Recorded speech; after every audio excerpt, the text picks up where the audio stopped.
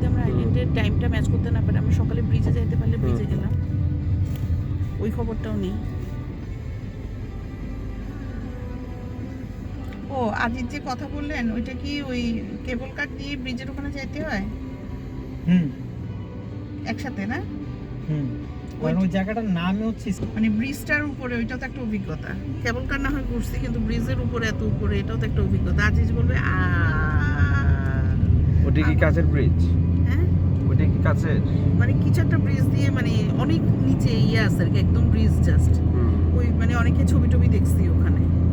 ওইটাও তো করা যায় যদি আমরা এটাতে একটু কনফিউশনে পড়ি। আর ওইটা মানে বেশি দূরও না। না,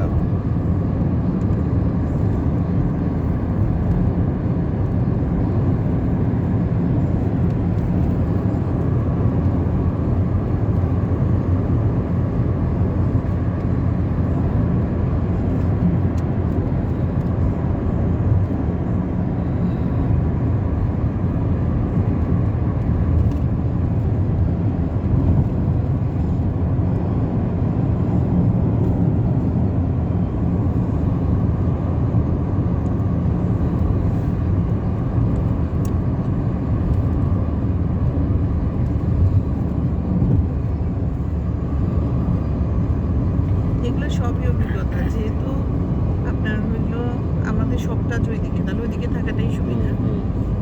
এগুলো সবই হলো অভিজ্ঞতা আর কি।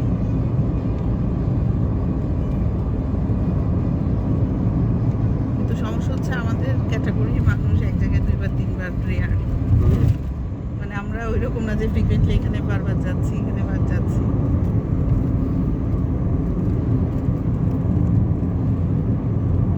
আমরা কিন্তু আজকে কয়েক বছর ধরেই প্ল্যান করতেছি, মাঝখানে তো আবার করোনা পড়ে গেল। মানে ধরেন 2-3 বছর ধরেই, আবার ধরেন 2-3 বছর ধরে প্ল্যান করতেছি এরকম, যে মালয়েশিয়া, সিঙ্গাপুর এরকম মিলাই আর কি, থাইল্যান্ড এরকম।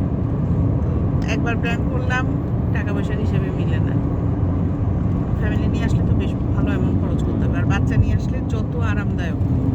আমরা সবসময় বাচ্চা নিয়ে বেরোইলে যত আরাম দেওয়া যায় বাচ্চাকে, সেটা ট্রান্সপোর্টে বলেন, থাকায় বলেন। এখন ওইটা হিসাব করলে তো অনেক টাকা খরচ। আবার এরপরে চিন্তা করলাম যে ওই যে এরপরে আবার আমাদের সরকারি এদের একটু রেস্ট্রিকশন আসলো।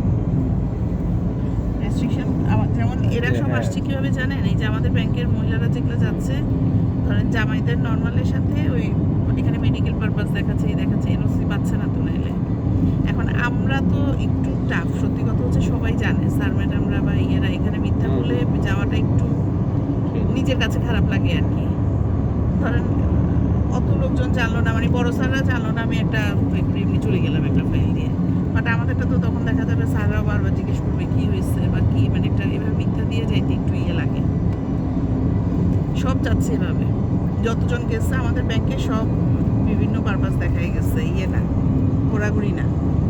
কদিন আগে আবিদাকে দেখলাম, আবিদের সুলতানের সাথে আমাকে দেখলাম যে আবিদা তো প্রায় যায় সিঙ্গাপুরে, আসছে সে ট্রিটমেন্ট দিদি। আবিদার এমনি একটা সমস্যা আছে, এই ট্রিটমেন্ট সে আমার সাথে শেয়ার করছিল মতিঝিলে থাকতে।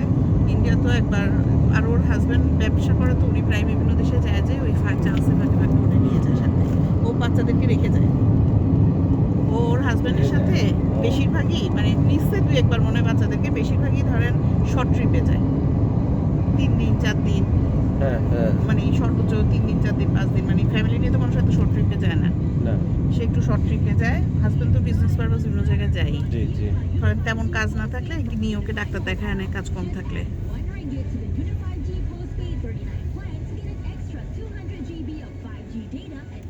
আর ওই যে ট্রিটমেন্ট পারপাস বললেন না, সবাই ওই ঘুরতে গেলেও ট্রিটমেন্ট পারপাস দেখা যাইতেছে। আমি বিভিন্ন সময় জিজ্ঞেস করছি তো